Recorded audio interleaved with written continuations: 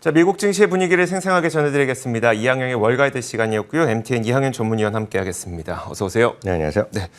자, 물가 지표 나오면서 시장 급락했거든요. 어떻게 보셨어요? 한마디로 충격적인 인플레이션 지표가 나왔죠. 8.2가 예상됐었지만 8.6이라는 네. 지표가 나오면서 그야말로 주시장의 3대 지수가 모두 급락했다는 표현이 정확한 것 같습니다. 그러면서 결국 목요일과 금요일 이틀간 합으로 5.2%가 빠졌거든요. 이렇게 많이 5% 이상 빠진 거가 한 1980년도 이후에 15번밖에 없는 네. 일이기 때문에 그만큼 주말 이틀 동안 주가가 크게 내렸다라고 일단 이해하시면 되겠습니다. 500여 개 S&P 500 주식 중에서 상승한 주식은 불과 30여 개에 불과합니다. 그만큼 대부분 주식이 크게 내렸다는 것 자체도 우리가 간단하게 이해하실 수 있어 보입니다. 상승한 종목이라고 해봤자 필수 소비재라든가 소재 섹터 일부 종목군에 불과할 정도였습니다. 그러니까 구체적으로 보면 켈로그라든가 JM 스모커, 수프 그리고 크로거 이런 회사들 정도 제외하고는 대부분이 주가가 크게 내린 하루였다라고 간단히 정리할 수 있겠습니다. 알겠습니다. 자, 이제 물가 지표가 어떻게 나왔는지 사실 헤드라인 넘버는 다들 확인하셨었거든요. 근데 이게 왜 안 좋은 건지에 대해서 그냥 헤드라인 넘버만 보고 알 수는 없으니까 좀 자세한 내용 좀 살펴주시겠어요? 네, 맞습니다. 무려 이제 41년 만에 최고 수준이 나왔습니다. 많은 분들 기억하시겠지만 전전달에 2개월 전에 나왔던 수치가 지금 피크를 쳤다라는 시각이 꽤 있었단 네네. 말이죠.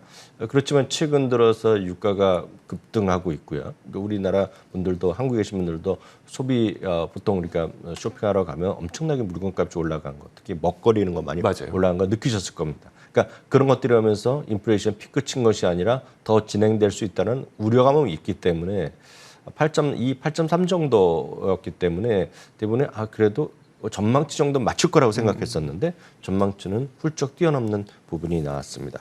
근원 소비자 물가지수는 그나마 선방했습니다. 6.0%, 전망이 5.9%였거든요. 근원이란 거는 쉽게 얘기해서 두 개를 뺍니다. 휘발유 가격이랑 먹거리를 빼는 건데 그걸 제외하고는 그나마 선방했지만 여전히 좋지 않았습니다. 최근 들어서 사실 그 월가의 전망치를 못 맞추는 것이 아주 익숙해져 있습니다. 최근 24개월 동안 소위 그 근원 그 전체적인 물가 지수를 맞춘 것이 지금 3번밖에 안 되거든요. 그만큼 요 최근 내에서는 크게 재미가 없었다라고 일단 이해하시면 되겠습니다. 이 그림은 아주 간단하게 최근 1년 동안에 얼마만큼 물가가 올라갔냐는 것인데 제일 위에 있는 것들이 이제 휘발유 가격 이런 시리즈들이 되겠고요. 그나마 좀 덜 오른 것이 옷값이라든가 그리고 많은 분들이 동의하실지 모르겠지만 미국 기준이니까요. 맥주 그런 거 있지 않습니까? 네. 그런 건 좀 덜 올랐다고 합니다. 아직은요. 네. 아래쪽에 있는 걸 말씀드립니다. 그리고 병원에 가서 쓰는 비용들 이런 것들은 좀 적게 올랐다라고 얘기하고 있지만 그 실제로 보면 저 오렌지색이 나온 거 가운데 있는 것이 그냥 8.6이거든요. 네. 대부분이 엄청나게 올라갔다라고 일단 이해하셔야 되겠고요. 역설적으로 저런 거 이런 그림 수치를 보면 감이 별로 안 오시는데 그 다음 그림 혹시 준비됐는지 모르겠지만 돈의 가치를 역으로 보여드릴 수 있겠습니다. 네. 같은 돈으로 보면 계란이 43%가 줄어들었다는 거죠. 두 번째는 소세지인지 뭔지 모르겠지만 14%가 줄어들었고요. 오렌지가 15%가 줄어들었고요. 우리나라는 빵값이 엄청나게 올랐는데 미국은 이제 밀을 자기네가 생산하는 재배하니까요. 우리나라만큼 덜한 것 같습니다. 빵값 6%가 미국에서는 그러니까 6% 값 물건이 줄어들었다. 이렇게 네. 역으로 이해하시면 되겠습니다. 다만 이런 소비자 물가 지수에 많이들 이제 관심 갖고 그렇지만 실제로 하나 더 주목할 만한 것이 깜짝 놀랄 만큼 쇼크 수준에 나왔던 지표가 하나 더 있었습니다. 미시간 대학교의 소비자 신뢰 지수인데요. 1980년 이후 최저 수준이 났습니다. 전망이 58이었거든요. 그러니까 50 넘으면 이제 괜찮은 건데 58.0의 전망이었는데 50.2로 떨어졌거든요. 네네. 그러니까 이 수준은 1980년 이후의 최저 수준. 그러니까 실제로 그동안에 이런 인플레이션을 우려해 보더라도 소비는 괜찮았다는 시각이 꽤 있었단 말이죠. 그렇지만 실제로 미국 사람들이 느끼는 그리고 미국 사람들이 조사를 해봤을 때 앞으로에 대한 소비에 대한 어떤 신뢰 이런 것들이 많이 떨어져 있다는 것 자체죠. 그렇기 때문에 이런 걸 보면 많은 분들이 이제 리세션이 진짜 오는 거 아니냐라는 그런 불안감이 시장을 엄습했고 그런 것이 결국 주가에 악영을 미친 하루였다라고 정리가 될 것 같습니다. 그러면 이제 지난 이틀 동안, 그러니까 이 거래일 동안 뭐 시장이 5% 넘게 빠졌다는 거는 이해가 되는데, 그럼 그만큼 투자 심리가 위축됐기 때문에 앞으로도 그렇게 될 가능성이 높을까요? 어떨까요? 네, 이제 이렇게 급락하면 이제 반등하는 것도 상례인데요. 네네. 말씀드렸다시피 15번이 그동안 있었다는 거죠. 그 목금 이틀 동안 5% 이상 떨어진 것이 있었는데 좀 아쉽게도 그 다음 날 오늘이 해당될 텐데 네네. 바로 그 다음 날도 평균적으로 주가가 좀 내렸다라고 보셔야 되겠고요. 상승 확률은 50%가 안 됐습니다. 다만 일주 후, 한 달 후에 보면 소위 미디안 값이라 해서 중간 값으로 보면 각각 0.9%와 1.6% 상승했고요. 상승 확률은 모두 60%는 없기 때문에 이렇게 급락한 다음에 좀 반등할 수는 있다라는 그런 어떤 기대는 가질 수 있겠습니다. 알겠습니다. 그 정도까지만 기대해야 된다. 네, 네네. 알겠습니다. 자, 그러면 이렇게 인플레이션이 높은 것에 대해서 월가에서 뭐라고 얘기하고 있을까요? 좋게 볼 수가 없죠. 네. 실제로 보면 뭐 여러 군데 얘기하고 있고요. 미리 말씀드리면 파이낸셜 타임즈에서요. 지난 6월 10일 날 전에 3일 동안 앞으로 내년까지 해서 실제로 리세션 얼마만 고르겠냐라고 이코노미스트들한테 물어봤더니 70%가 내년까지 온다는 얘기를 했습니다. 네. 그래서 다시 말씀드리면 이거는 그 고용보호 물가 지수가 나오기 전인데요. 그 다음 나올 거 보고 나서는 수치가 더 내려갈 수도 있다. 그러니까 리세션에 대한 우려감이 더 커질 수 있다는 것 좀 미리 말씀드리겠고요.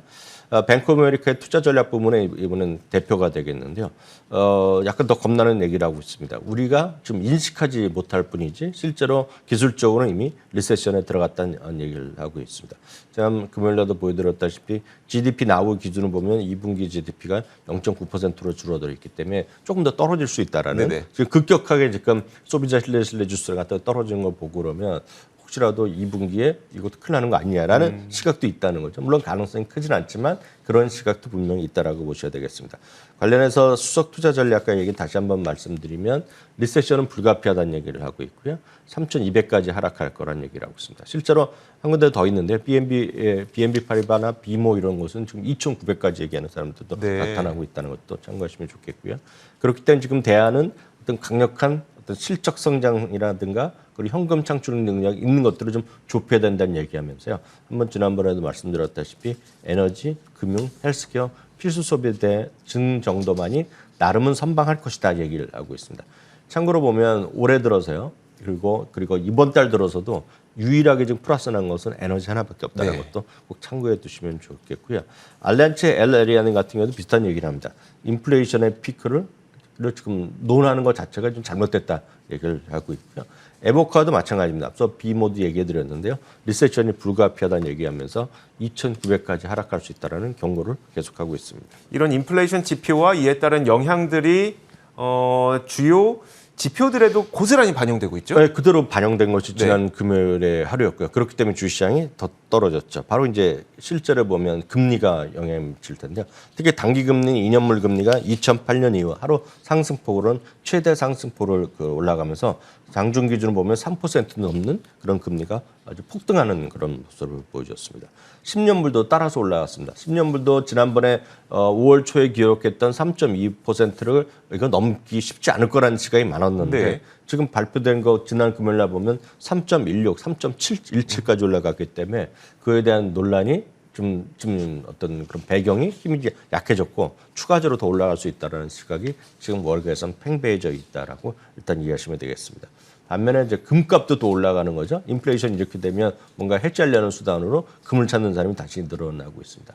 데이비드 아이엔은 금을 사야 된다는 얘기를 했다라고 금요일 날 전해드렸는데요. 네. 맞을지 모르겠지만 금을 얘기하고 있고요. 저 입장에서는 좀 진짜 걱정되는 부분이 별고 미국 달러인데요. 미국 달러의 고점 돌파가 좀 지나칠 정도로 엄청난 속도로 다시 올라가고 있기 때문에 금리도 마찬가지지만 미국 달러가 직전 고점을 넘을 수 있는 찬스가 분명히 열려 있다라고 일단 여러분들 마음에 대비를 해두셔야 될 것 같습니다. 네, 알겠습니다. 좋은 소식은 아닙니다만 이렇게 저희가 경계심을 가져야 되는 지표들을 좀 분석해 보면서 우리가 앞으로 어떻게 해야 될지에 대한 계획도 앞으로 계속 좀 짜봐야 될 것 같습니다. 자, 지금까지 이항의 월가이드 시간이었고요. MTN 이항영 전문위원과 함께 이야기 나눠봤습니다. 고맙습니다. 자, 저희 굿모닝 글로벌이 준비한 소식은 여기까지고요. 오늘 국내 시장에 대한 대응 전략은 이어지는 출발 성공 투자를 통해서 잘 세우시길 바라겠습니다. 오늘 여기까지 하겠습니다. 함께해 주신 여러분 고맙습니다.